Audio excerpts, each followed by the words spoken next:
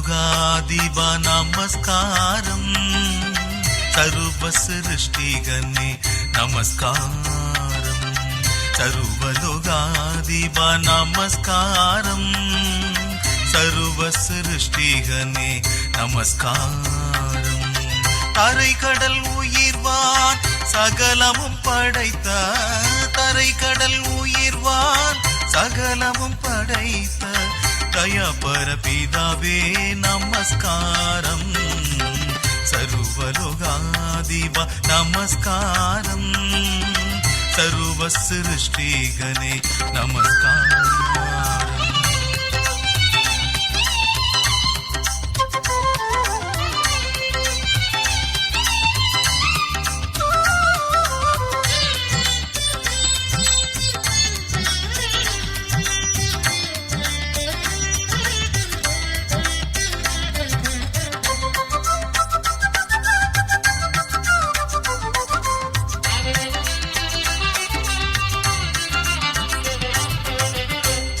அவதாரா நமஸ்காரம் ஜகத்திரட்சகனே நமஸ்காரம் திரு அவதாரா நமஸ்காரம் ஜகத்திரட்சகனே நமஸ்காரம் தரணியில் மனுடர் உயிரடைந்தோங்க தரணியில் மனுடர் உயிரடைந்தோங்க கருவினில் மாண்டோய் நமஸ்காரம் சர்வலோகாதிப நமஸ்காரம் சர்வ சிருஷ்டிகனே நமஸ்காரம்.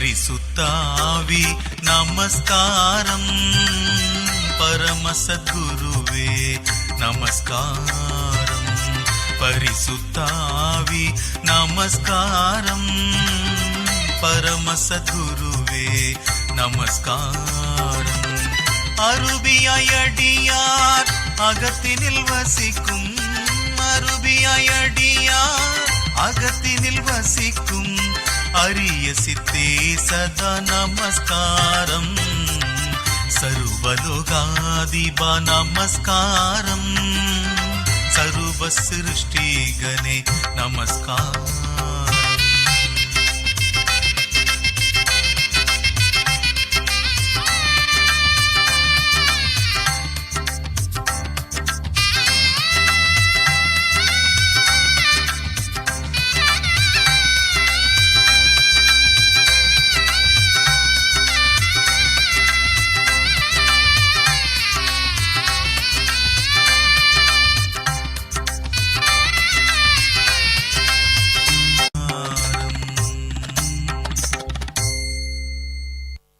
அன்பான நல்மைப்பன் குரல் நேயர்களே, உங்களை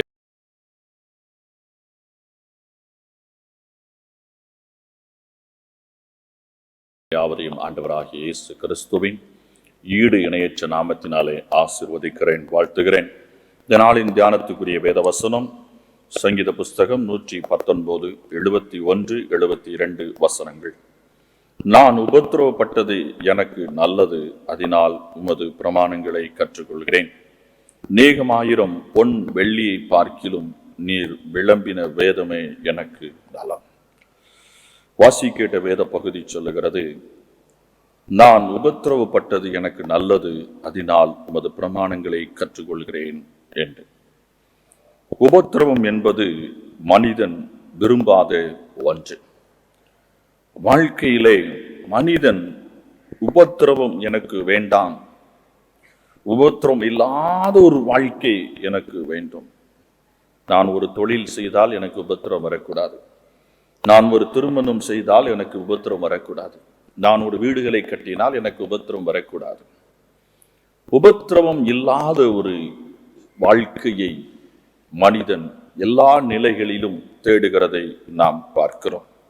ஆனால் நாம் வாசி கேட்ட சங்கீதக்காரன் சொல்லுகிறார், நான் உபத்திரவப்பட்டது எனக்கு நல்லது, அதனாலே உமது பிரமாணங்களை கற்றுக்கொள்கிறேன் என்று அவர் சொல்லுகிறார்.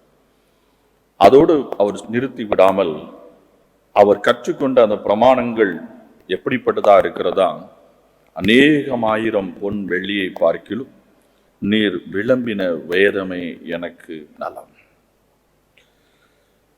அருமையான கர்த்தருடைய பிள்ளைகளே, உபத்திரவம் என்பது நம்மை சீர்படுத்துகிற ஒரு செயலாக இருக்கிறது. உபத்திரவம் என்பது நமக்கு அநேக காரியங்களை கற்றுக் கொடுக்கிறதாக இருக்கிறது. உபத்திரவம் என்பது நாம் மிக தேர்ச்சி பெற்றவர்களாய் மாறுவதற்கு அது உதவியாக இருக்கிறது. ஆகவே இந்த உபத்திரவம் என்பது நமக்கு மனிதனுடைய வாழ்க்கையிலே அவசியமான ஒன்றாக இருக்கிறது. ஏன்னா உபத்திரவம் வரும் பொழுதுதான் மனிதன் தன்னுடைய நிலையை உணர்ந்து பார்க்கிறான், தான் செய்கின்ற செய்கைகளை உணர்ந்து பார்க்கிறான். மேடு பள்ளங்கள் இல்லாத ஒரு வாழ்க்கை சீரான வாழ்க்கையாய் ஒருபோதும் அமையாது. ஒரு மேடு வரும் பொழுது கஷ்டமாக இருக்கும், அடுத்து ஒரு பள்ளம் வரும் பொழுது மிக லகுவாக ஒரு இறக்கத்திலே நாம் போக முடியும். ஆகவே மேடு பள்ளங்கள் வாழ்க்கையிலே எல்லாருடைய வாழ்க்கையிலும் எல்லா நிலைகளிலும் இருக்கும். ஆனால் ஒரு திருமணத்தை முடிக்கிறான், இல்லை ஒரு வீட்டை கட்டுகிறான், இல்லை ஒரு தொழிலை செய்கிறான். உபத்திரம் வந்தவுடனே இந்த திருமணம் எனக்கு வேண்டாம், இந்த தொழில் எனக்கு வேண்டாம், இந்த வேலை வேண்டாம், இது உபத்திரம் இல்லாத ஒன்றை நான் தேடி கண்டுபிடித்து நான் செய்ய போகிறேன் என்று அவன் முயற்சிக்கிறான். ஒவ்வொன்றிலையும் ஒவ்வொரு உபத்திரவங்கள் உண்டு. அந்தந்த உபத்திரவங்கள் அந்தந்த காரியத்திலே நமக்கு ஒரு வெற்றியை கொடுக்கிறது, ஒரு நல்ல ஒரு முடிவை நமக்கு தருகிறது, அதில் மென்மேலும் வளர்வதற்கு அது உதவியாக இருக்கிறது. இன்னைக்கு திருமண காரியங்களை நாம் எடுத்துக்கொள்வோம் என்று சொன்னால், அநேக திருமண காரியங்களை திருமணம் முடித்தவுடனே அந்த வாழ்க்கையில் ஏற்படுகிற கசப்புகள், அந்த வாழ்க்கையில் ஏற்படுகிற பிரச்சனைகள், வாழ்க்கை போராட்டங்களை கண்டு இந்த திருமண வாழ்க்கை எனக்கு வேண்டாம், இந்த மனைவி எனக்கு வேண்டாம், இந்த கணவன் எனக்கு வேண்டாம் என்கிற ஒரு முடிவுக்கு வந்து விடுகிறதை நாம் பார்க்கிறோம். எனக்கு அருமையான கர்த்தருடைய பிள்ளையே, கொஞ்ச நாட்கள் அதில் இருக்கிற பிரச்சனையை நீங்கள் சகித்து கொண்டால், அதில் வருகிற நெருக்கடிகளை நீங்கள் சகித்து கொண்டால், அதில் நீங்கள் அநேக காரியங்களை கற்றுக்கொள்ள முடியும். அதற்கு பின்புதான் உங்களுடைய வாழ்க்கை அங்கே ஒரு சீராக, ஸ்திரமாக, ஒரு ஆரோக்கியமாக அமையும். ஆனால் நாம் என் திருமண வாழ்க்கையில் இந்த பிரச்சனையுமே வரக்கூடாது, எந்த நெருக்கடியுமே வரக்கூடாது அப்படின்னு அவன் நினைப்போம் என்று நினைத்து, அப்படிப்பட்ட நெருக்கடிகள் வரும் பொழுது அதை புறம் தள்ளி அதிலிருந்து விலகுவதற்கு முயற்சிப்பது பெரும் தோல்வியில் போய் முடியும். அப்படி எடுக்கிற முடிவுகள் அவருடைய இல்லற வாழ்க்கையிலே ஆசீர்வாதமாக ஒரு நாளும் இருக்காது. அதனால்தான் அநேக நாட்களிலே திருமண வாழ்க்கையிலே ஒன்று சேர்ந்து வாழ முடியாமல் பிரிந்து போகிறதை நாம் பார்க்கிறோம்.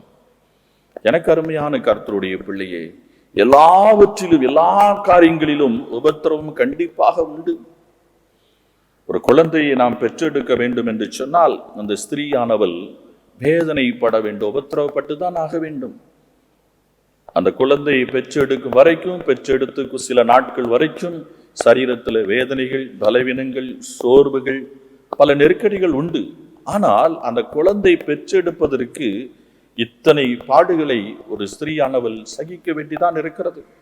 அதற்காக நான் வேதனையே படாமல் குழந்தை பெற்றுக்கொள்ள வேண்டும் என்று சொன்னால் அது சாத்தியமில்லாத ஒரு காரியம்.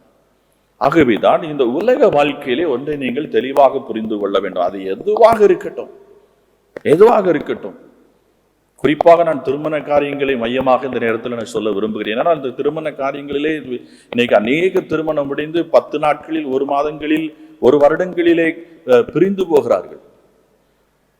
ஏனென்றால் எனக்கு அதில் உடன்பாடு கிடையாது, எனக்கு அதில் பிடித்தம் இல்லை, எனக்கு அதில் சரியில்லை என்று சொல்லுகிறார்கள். நிச்சயமா அது சரியில்லாமல் இருக்கலாம், பிடித்தம் இல்லாமல் இருக்கலாம், ஆனால் அதில் நீங்கள் வாழ்ந்துதான் ஆக வேண்டும். கொஞ்ச காலம் அந்த கஷ்டங்களை பிடித்தமில்லாத அவசியம் இல்லாத காரியங்கள் அது நடந்தாலும் அதை நீங்கள் ஏற்றுக்கொண்டுதான் நீங்க வாழ வேண்டும். கணவன் மனைவி இருவருமே அதை சகித்து தான் போக வேண்டும்.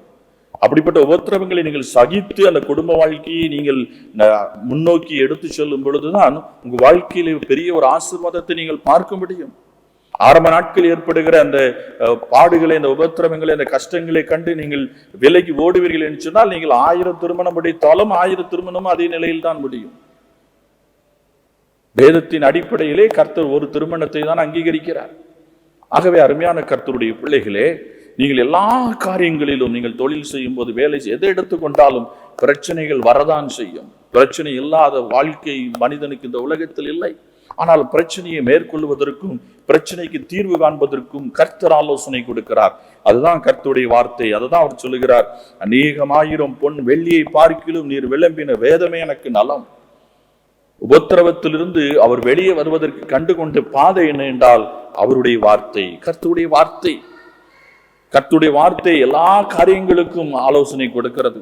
அந்த வார்த்தையில உறுதியாய் நாம் தரித்திருக்கும் பொழுது அந்த எல்லா பிரச்சனைகளுக்கும், எல்லா உபத்திரவத்திலிருந்தும் நாம் லகுவாக வெளியேற முடியும். ஆண்டவராய் இயேசு கிறிஸ்து சொன்னார், இந்த உலகத்தில் உங்களுக்கு உபத்திரவம் உண்டு, நான் அந்த உபத்திரவத்தை ஜெயித்தேன், இந்த உலகத்தை நான் ஜெயித்து விட்டேன் என்று சொல்லுகிறார். அதுதான் நமக்கு வாக்கு. அந்த வாக்கை நாம் உறுதியாக பிடித்துக் கொள்ள வேண்டும். பிரச்சனை வருகிறதா, பிரச்சனைக்கு மேல் பிரச்சனைகள் வருகிறதா, போராட்டத்தின் மேல் போராட்டம் வருகிறா, வரட்டும், எவ்வளவு வரட்டுமோ வரட்டும். நீங்கள் வேதத்தை இறுக பிடித்துக் கொள்ளுங்க. ஆண்டவருடைய வார்த்தையின்படி அந்த பிரச்சனைகள் அணுகுங்கள். இந்த வார்த்தையின்படி நீங்கள் பிரச்சனைகள் அணுகும் பொழுது, அந்த வார்த்தையின்படி நீங்கள் செயல்படும் பொழுது பரிசுத்த ஆவியானவர் உங்களோடு இருந்து பெரிய காரியங்களை செய்வார். ஆரம்பத்தில் மலை போல் காணப்பட்ட அந்த உபத்திரவம், அந்த பிரச்சனை முடிவில் பார்த்தால் ஒன்றுமில்லாமல் ஆகிவிடும். ஏனென்றால் ஆவியானவர் பெரிய காரியங்களை அங்கே செய்கிறார். ஏன்னா உங்களால் ஒண்ணுமே செய்ய முடியாது. நீங்கள் விசுவாசிக்க வேண்டும், அவருடைய வார்த்தைக்கு கீழ்ப்படிய வேண்டும், அவ்வளவுதான். மற்ற காரியங்களை கர்த்தர் பார்த்துக் கொள்வார். அவர் மற்ற காரியங்கள் எல்லாவற்றையும் செவைப்படுத்த வல்லவராக இருக்கிறார். இந்த உலகத்துல விலையேற பெற்றது அவருடைய வார்த்தை தான். ஆனால் அந்த வார்த்தை நமக்கு கரங்களில் கொடுக்கப்பட்டிருக்கிறது. ஆனால் எத்தனை பேர் அந்த வார்த்தையை நாம் விசுவாசிக்கிறோம்? எத்தனை பேர் அந்த வார்த்தையில உறுதியாக இருக்கிறோம்? திருமண காரியத்திலே உபத்திரவங்கள், பிரச்சனைகள் வந்த உடனே பிரிந்து போவதுதான் முடிவு என்று சொல்லி முடிவு எடுத்து விடுகிறோமே. இந்த மனைவியோடு வாழவே முடியாது, இந்த கணவனோடு வாழவே முடியாது என்கிற ஒரு நிலைக்கு நாம் வந்து விடுகிறோமே.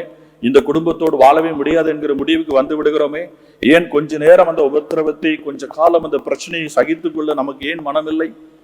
பொறுமையாயிருங்கள். ஆண்டவர் உங்களுக்கு நியமித்திருக்கிறார். ஆகவேதான் திருமண காரியத்தை முடிக்கிறதுக்கு அனுமதி கொடுத்திருக்கிறார். இல்லற வாழ்க்கையில இணைய உங்களுக்கு அனுமதியை கொடுத்திருக்கிறார். இனி இந்த வாழ்க்கை தான் இறுதி வரைக்கு. இந்த வாழ்க்கை உங்களுக்கு ஆசீர்வாதமாக இருக்கும், அதுல எந்த சந்தேகமும் இல்லை. ஆனால் ஆரம்ப நாட்களிலே சில பிரச்சனைகள், சில போராட்டங்கள் இருக்கத்தான் செய்யும். சோர்ந்து போகாதீங்க, பொறுமையா இருங்க. வசனம் என்ன சொல்லுகிறது? மனைவியை கற்றுக்கொள்ளுங்கள், கணவனை கற்றுக்கொள்ளுங்கள், அவர்கள் நிலைப்பாடுகளை உணர்ந்து கொள்ளுங்கள், அவருடைய பலவீனத்தை உணர்ந்து கொள்ளுங்கள். அதற்கப்புறம் நீங்க காரியத்தை சாதிக்க முடியும். நீ ஏற்ற மாதிரி மனைவி உனக்கு திருமணம் முடிந்த உடனே அமைந்து விடாது. உனக்கு ஏற்ற மாதிரி கணவன் உன் திருமண வாழ்க்கை முடிந்த உடனே அமைந்து விடாது. அதை அமைப்பதற்கு சில காலங்கள் இருக்கிறது, சில நாட்கள், சில மாதங்கள், சில வருடங்கள் அதற்கு போகும். அதற்கு பின்புதான் அந்த அமைப்பு உங்களுக்கு கிடைக்கும். உங்கள் கணவன் உங்களை புரிந்து கொள்வார், உங்கள் மனைவி உங்களை புரிந்து கொள்வார்கள். எதிலே கணவனுக்கு விட்டு கொடுக்க வேண்டும், எதிலே மனைவிக்கு விட்டு கொடுக்க வேண்டும், எது மனைவினுடைய விலகினம், எது கணவனுடைய விலகினம் புரிந்து கொண்டு அதில் எதிலே விட்டு கொடுக்க வேண்டும், எதை சரி செய்ய வேண்டும் அப்படிங்கிற முடிவுக்கு நீங்க அதுக்கப்புறம் தான் வர முடியும். திருமணம் முடிந்த மறுநாளே நீங்க அந்த முடிவுக்கு வர முடியாது, மறு மாதமே நீங்கள் வர முடியாது, ஒரு குழந்தை பெற்று எடுத்தோன்னே வந்துவிட முடியாது. சில ஆண்டுகள் அதற்கு செல்லும். எனக்கு அருமையான கர்த்தருடைய பிள்ளைகளை, அந்த உபத்திரவங்கள் சகித்துக் கொள்ளுங்கள். அந்த உபத்திரவத்தின் வழியாக கடந்து போவதற்கு உங்களை ஒப்பு கொடுங்கள். கர்த்தர் உங்களை ஆசீர்வதிப்பார். பெரிய நன்மை உங்களுக்கு வைத்திருக்கிறார் உங்கள் வாழ்க்கையில. நீங்க என்னைக்கு திருமண வாழ்க்கையில அவருடைய சமூகத்தில் இணைக்கப்பட்டீர்களோ, கணவன் மனைவியாக நீங்கள் இணைந்தீர்களோ, கர்த்தர் உங்களுக்கு பெரிய ஆசீர்வாதத்தை உங்களுக்கு வைத்திருக்கிறார், பெரிய நன்மைகளை உங்களுக்கு வைத்திருக்கிறார். தயவு செய்து பிரிந்து போகாதிருங்கள். உங்கள் வாழ்க்கையில, திருமண வாழ்க்கையில் ஏற்பட்ட பிரச்சனைக்கு தீர்வு உண்டு, நிச்சயமாக முடிவு உண்டு. நிச்சயமா ஆண்டவர் பெரிய காரியத்தை உங்கள் வாழ்க்கையிலே தருவார். இன்றைக்கு உங்களுக்கு முடித்து வைத்திருக்கிற அந்த திருமணம் தான் உங்களுக்கு இறுதியானது, கடைசியானது. அதிலே கர்த்தர் பெரிய உன்னதமான ஆசீர்வாதங்களை வைத்திருக்கிறார், மேன்மையான ஆசீர்வாதங்களை வைத்திருக்கிறார். நீங்கள் சேர்ந்து வாழுங்கள், ஒருவரை ஒருவர் சகித்துக் கொள்ளுங்கள், ஒருவருடைய பிரச்சனையை ஒருவர் சகித்துக் கொள்ளுங்கள். கர்த்தர் உங்களை ஆசீர்வதிப்பார். உங்கள் தொழில பிரச்சனையா, உங்க ஊழியத்துல பிரச்சனையா, கஷ்டமா, சோர்ந்து போவாதீங்க. அதை விட்டு விலகி ஓடாதீங்க. பொறுமையா இருங்க, அதில் சகித்து கொள்ளுங்க. உங்களுடைய குறைபாடு அதுல என்ன இருக்குங்கிறத நீங்க சிந்தித்து பாருங்க. அப்படி சிந்தித்து பார்ப்பீர்கள் என்று சொன்னால் பெரிய ஆசீர்வாதத்தை நீங்கள் பெற்றுக்கொள்ள முடியும். எல்லா பிரச்சனைக்கும் மற்றவர்களே காரணமாக இருக்க முடியாது. அநேக பிரச்சனைகளுக்கு நாம் தான் காரணமா இருக்கிறோம். நாம் பொறுமையா இருக்கும் பொழுதுதான் நம்முடைய தவறுகள் நமக்கு காண்பிக்கப்படும். இங்கே சங்கீதக்காரன் அழகாக சொல்லுகிறான் 67வது வசனத்தில் 119, 67, நான் உபத்திரவப்படுவதற்கு முன்பு வழி தப்பி நடந்தேன், இப்பொழுதோ உம்முடைய வார்த்தையை காத்து நடக்கிறேன். அப்படின்னா அவருடைய வார்த்தையை விட்டு விலகி போனாலே வழி தப்பி தான் போகணும். அவருடைய வார்த்தையை விட்டு விலகிறதே வழி தப்பி தான். அவருடைய ஆலோசனைக்கு புறம்பான எடுக்கிற முடிவுகளே வழி தப்புறது தான். அதனாலதான் அவர் சொல்லுகிறாரு, உபத்திரவப்படுறதுக்கு முன்னால நான் வழி தப்பி நடந்தேன், உபத்திரவப்பட்ட உடனே நான் உடைய வார்த்தையை எருக பிடித்துக் கொண்டேன், உடைய வார்த்தையினுடைய வல்லமையை அறிந்து கொண்டேன், உடைய வார்த்தையினுடைய பலனை கண்டு கொண்டேன், உடைய வார்த்தையினுடைய கிரியைகளை கண்டு கொண்டேன். அதனாலதான் அவர் கடைசியா சொல்றாரு, 1000 பொன் வெள்ளியை பார்க்கிலும் உம்முடைய வார்த்தை, உம்முடைய வேதம், உம்முடைய சத்தியம் அதைவிட மேலானது என்று சொல்லுகிறார். ஏனென்றால் அதைவிட மேலான நன்மை எனக்கு என்ன செய்கிறது? உம்முடைய வார்த்தை கொடுக்கிறது. உம்முடைய வார்த்தைக்கு நான் கீழ்ப்படியும் போது அது எனக்கு கொடுக்கிறது. எனக்கு அருமையான கர்த்தருடைய பிள்ளையை, உபத்திரவம் வேண்டான்னு சொல்லாதீங்க. உபத்திரவத்துல கர்த்தர் உங்களை அழிச்சு போட மாட்டார். உபத்திரவத்தை கொடுத்து உங்களை அப்படியே நாசம் பண்ணி போட மாட்டார். உபத்திரவத்தின் மூலமாக அது ஒரு சிக்ஷையாக உங்களுக்கு கொடுத்து அனுமதித்து உங்களை தெளிவுள்ளவர்களாக, புத்தி உள்ளவர்களாக, ஞானம் உள்ளவர்களாக, அநேக காரியங்களை ஜெயம் கொள்ளுகிறவர்களாக, ஒரு பெரிய பலவான்களாக கர்த்தர் மாற்றுகிறார். எப்பொழுது மாற்ற முடியும்? உபத்திரவம் தான். இன்னைக்கு அநேக நேரங்களிலே நம்முடைய பிள்ளைகளுக்கு கஷ்டமே கொடுக்காம வளர்த்துடுறோம். பாடுனா என்னன்னே தெரியாம வளர்த்துடுறோம். உபத்திரவம்னா என்னன்னே தெரியாம வளர்த்துடுறோம். கடைசியில் அந்த பிள்ளைங்க தங்களுடைய வாழ்க்கையை அமைக்கும் பொழுது சின்ன உபத்திரம் வந்தோடனே சோர்ந்து நொடிந்து தன் ஜீவனையை மாய்த்துக் கொள்கிறார்கள். ஏன்னா அவங்களுக்கு இந்த பிரச்சனைகளை சந்தித்து, இந்த போராட்டங்களை சந்தித்து அவங்களுக்கு அனுபவமே இல்லை. உபத்திரவம், போராட்டம், பிரச்சனைகளிலே நாம் சந்திப்பது ஒரு பெரிய அனுபவம் நமக்கு வாழ்க்கையில. நாம் பின்னாட்களில் ஸ்திரமான முடிவுகளை எடுப்பதற்கும் ஸ்திரமா இருப்பதற்கும் அந்த உபத்திரவங்கள் தான் அநேக காரியங்கள் நமக்கு கற்றுக் கொடுக்கிறது. நம்முடைய மதியினத்தை உபத்திரவம் தான் நமக்கு அடையாளம் காட்டி கொடுக்கிறது. ஆகவே எனக்கு அருமையான கர்த்தருடைய பிள்ளையை, உபத்திரவம் வேண்டாம் என்று சொல்லாதீர்கள். உபத்திரவத்தின் வாயிலாக கர்த்தர் நமக்கு என்ன கற்றுக் கொடுக்க விரும்புகிறார் என்பதை அறிந்து வேத வசனத்தின்படி உபத்திரம் வரும்பொழுது வேத வசனத்தை வாசித்து தியானித்து அவருடைய பாதத்தில் அதிகமாய் காத்திருங்கள். நிச்சயமாய் உங்க வாழ்க்கையில் ஒரு பெரிய வெற்றி உண்டு. உங்க பிரச்சனைகளுக்கு எல்லாம் தேர்வு தருவார் கர்த்தர். உங்களுடைய மனநிலை, உங்களுடைய சரீர நிலைகளுக்கு மேலாக கர்த்தர் ஒருபோதும் உங்களை பலவீன, உபத்திரவத்துக்கு, பாடுகளுக்கு ஒப்புக் கொடுக்க மாட்டார். அவர் உங்களுடைய எல்லா நிலையும் புரிந்து அதற்கு ஏற்ற வகையில தான் உங்களுக்கு உபத்திரவங்களினுடைய காரியத்தில் அனுமதியை உங்களுக்கு கொடுப்பார். ஆகவே சோர்ந்து போகாதீர்கள். கர்த்தருடைய வார்த்தையிலே உறுதியாய் நம்பியிருங்கள். நன்றாய் கவனித்துக் கொள்ளுங்கள். 1000 பொன் வெள்ளியை பார்க்கிறோம் நீர் விளம்பின வேதமே எனக்கு நலம். கர்த்தருடைய வார்த்தை மாத்திரமே நமக்கு நலம். ஆகவே கர்த்தருடைய வார்த்தையின்படி நடப்பதற்கு நம்மை ஒப்புக் கொடுப்போம். அப்பொழுது நம்முடைய வாழ்க்கையிலே பெரிய ஆசீர்வாதங்களை நாம் பெற்றுக்கொள்ள முடியும். கர்த்தர் தாமே உங்களை ஆசீர்வதிப்பாராக. ஜெபம் செய்வோம். மகா இரக்கமும் தயவும் கிருபையும் நிறைந்த எங்கள் பரலோக தந்தையே, நன்றியோடு நாங்கள் உம்மை துதிக்கிறோம், ஸ்தோத்தரிக்கிறோம். இந்த நாளில் நீங்கள் கற்றுக் கொடுத்தது போல உபத்திரவம் எங்களுடைய வாழ்க்கையிலே எங்களை பலப்படுத்துகிறது, எங்களை தைரியப்படுத்துகிறது, எங்களை மேன்மைப்படுத்துகிறது, அநேக நன்மையானது எங்களுக்கு கொடுக்கிறது, எங்களை சிறந்த ஞானவான்களாக, புத்திசாலிகளாய் மாற்றுகிறது. அநேக பாடுகள், கஷ்டங்களின் ஊடாக நாங்கள் கடந்து செல்லும் பொழுதுதான் அவைகளின் மூலமாக உங்களுடைய வார்த்தைகளினுடைய பலனை நாங்கள் அறிய முடிகிறது, உங்களுடைய அதிசயத்தை நாங்கள் உணர முடிகிறது என்று சொல்லி நாங்கள் கற்றிருக்கிறோம் ஆண்டவரே. ஆகவே இந்த நாட்களிலே குடும்ப வாழ்க்கையானாலும் சரி, தொழிலானாலும் சரி, வேலைகளானாலும் சரி, ஊழியங்களானாலும் சரி, சமூக பணிகளானாலும் சரி, எதுவானாலும் அதில் இருக்கிற உபத்திரவத்தை கண்டு சோர்ந்து போகாமல் தளர்ந்து போகாமல், பின்மாற்றம் அடையாமல், அதை விட்டு விலகி ஓடி போகாமல், பொறுமையோடு உம்முடைய பாதத்திலே காத்திருந்து தங்களுடைய நிலையை உணர நீர் கிருபை தரும்படியாக ஜெபிக்கிறேன் ஆண்டவரே. தன்னுடைய குறைபாடுகள் இதில் என்ன இருக்கிறது என்று சொல்லி அதை உணர்ந்து அதை மாத்திரம் சீர்படுத்தி செபிப்படுத்தி வார்த்தைக்கு இடம் கொடுக்க கிருபை தாரும். விசேஷமாக திருமண காரியங்களில் என்னை அநேகர் பிரிந்து போகிறார்கள் ஆண்டவருடைய. 6 நாள் திருமணம் முடிந்து ஆண்டவரை அடுத்தடுத்து அவருடைய குடும்பங்களில் அவருடைய இல்லற வாழ்க்கையில் ஏற்படுகிற சின்ன சின்ன பிரச்சனைகள் இவைகளை கண்டு, சின்ன சின்ன உபத்திரவங்களை கண்டு அவர்கள் சோர்ந்து போய் விடுகிறார்கள், தளர்ந்து போய் விடுகிறார்கள். இந்த இல்லற வாழ்க்கை எனக்கு வேண்டாம், நான் வேறொரு இல்லற வாழ்க்கையை தேடிக்கொள்கிறேன் என்கிற முடிவுக்கு போய் விடுகிறார்கள். அது அவர்களுக்கு ஆசீர்வாதம் இல்லை என்று இந்த நாளில் உணர்த்தி இருக்கிறீர் ஆண்டவரே. தேவனாய் நீர் கொடுத்த இந்த இல்லற வாழ்க்கை ஆசீர்வாதமானது, மேன்மையானது, உயர்வானது. அதை சீர்படுத்தவும் செவைப்படுத்தவும் நீர் வல்லவராக இருக்கிறீர் ஆண்டவரே. இதை இருவரும் உணர்ந்து ஆண்டவரே, இரு குடும்பத்தார் உணர்ந்து பொறுமையோடு சகிப்புத்தன்மையோடு பாடுகளை உபத்திரவங்களை சகிக்கவும், கொஞ்ச காலம் காத்திருக்கவும், அதற்கு பின்பு நீர் வைத்திருக்கிற மேன்மைகளை தங்கள் வாழ்க்கையை சுதந்திரித்துக் கொள்ள நீ கிருபை தரும்படியாக ஜெபிக்கிறேன். இந்த நாட்களிலே உபத்திரவப்பட்டு வேதனைப்பட்டு பல காரியங்களிலே சோர்ந்து தளர்ந்து நொந்து போய் இருக்கிற ஒவ்வொரு பிள்ளைகளையும் கண்ணோக்கி பாரும் ஆண்டவரே. அவர்களை இந்த நாளிலே என்னுடைய வார்த்தையின் மூலமாக நீ பலப்படுத்திருக்கிறீர் ஆண்டவரை, தைரியப்படுத்திருக்கிறீர். இதன் வாயிலாக நீங்கள் சோர்ந்து போக வேண்டிய அவசியம் இல்லை. உங்களை நான் மேன்மைப்படுத்தவும் உயர்த்தவும் இவைகள் மூலமாக என் வார்த்தையின் வல்லமை நீங்கள் விளங்கிக் கொள்ளும்படியாக நான் உங்களுக்கு உதவி செய்கிறேன் என்பதை நீ கற்றுக் கொடுத்திருக்கிறீர் ஆண்டவரை. இதை உணர்ந்தவர்களாக இந்த வார்த்தையின் பேரில் நம்பிக்கை வைத்து உங்களுடைய ஆலோசனைக்கு செவி கொடுத்து உங்களுக்கு சாட்சியாய் ஜீவிக்க நிற்கிற வைத்தார். இதோ தொலைக்காட்சி முன்பாக வந்திருக்கிற ஒவ்வொரு பிள்ளையும் குடும்பங்களையும் பேர் பேராக ஆசீர்வதிப்பீராக. சமாதானம், சந்தோஷம், மன அமைதி அவள் வாழ்க்கையிலே பூரணமாய் நிறைவாய் காணப்பட கிருபைத்தார். இயேசு கிறிஸ்துவின் நாமத்தில் ஜெபிக்கிறேன் வல்லமுள்ள பிதாவே, ஆமென்.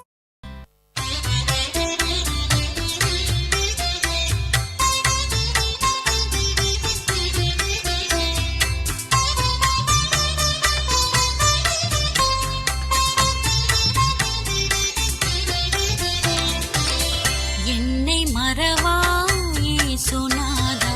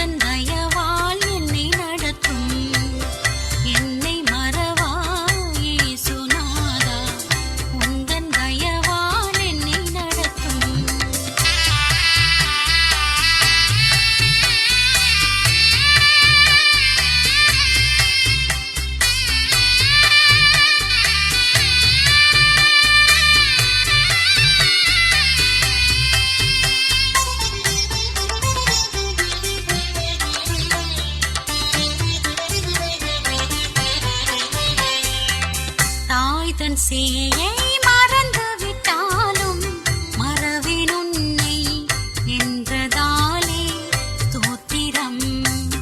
தாய்தன் சேயை மறந்து விட்டாலும் மறவேன் உன்னை என்றதாலே ஸ்தோத்திரம்.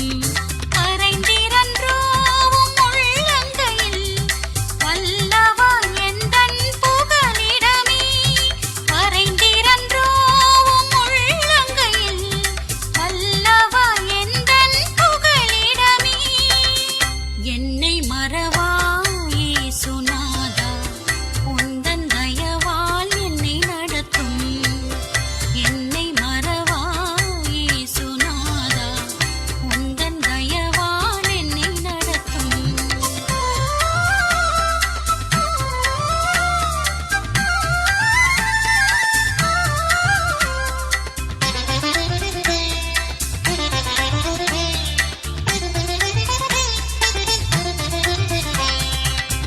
என்னை முற்றும் ஒப்புவித்தேனே, ஏற்று என்றும் நடத்துவீரே ஸ்தோத்திரம். என்னை முற்றும் ஒப்புவித்தேனே, ஏற்று என்றும் நடத்துவீரே ஸ்தோத்திரம். எப்படியும் உம் வருகையிலே ஏழை என்னை சேர்த்திடுமே.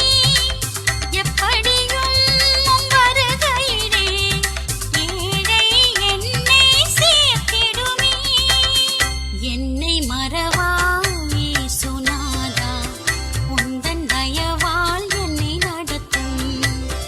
என்னை மறவா இயேசுநாதா, உந்தன் தயவால் என்னை நடத்தும்.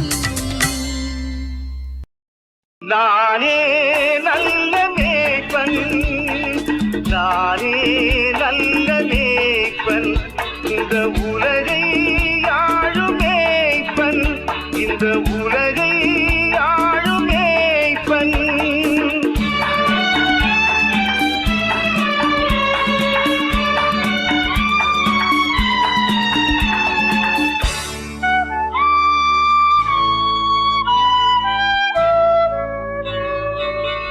மந்தை மேய்க்கும் மேய்ப்பனாய், இசையான மைந்தனாய். மந்தை மேய்க்கும் மேய்ப்பனாய், இசையான மைந்தனாய். இதை நீக்கும் நேசனாய், இதை நீக்கும் நேசனாய். வந்தேன் சொந்தமாய், நானே